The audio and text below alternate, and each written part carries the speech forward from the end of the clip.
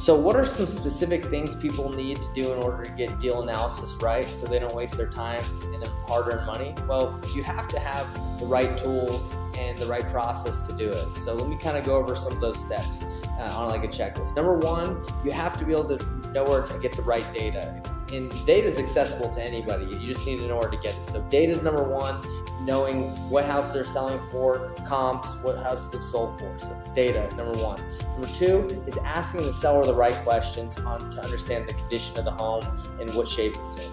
If you don't know what questions to ask and you end up, getting a house where they said it's in great shape and it's destroyed, but you got it at the wrong price, you waste your time. You need to know how to ask the right questions to seller. Number three is you need to be working with the right seller.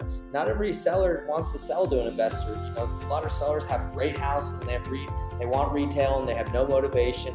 You can't be wasting your time with people who you can't add any value to. You can't help them solve a problem or help them out in their lives. They're just not going to, give up the equity if you're not able to provide, value and help them in their lives. So, you want the right data. You want to understand the condition of the property. You want to be talking to the right seller. And, the last one is you need to be able to have a calculator where you can input the data of the ARV, what the house is worth when you resell it, the condition of the home, what repairs need to be done, subtract, the costs, what margin the flipper's trying to make.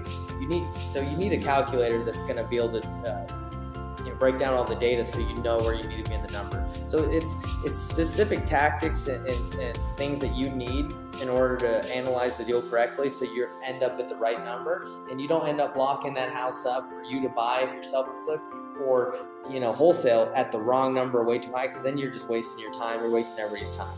So those are some specific things you need: is data, right questions to ask the seller. Are you talking to the right seller? Are you talking to the right seller? And number four is, do you have a calculator or something to break the numbers down?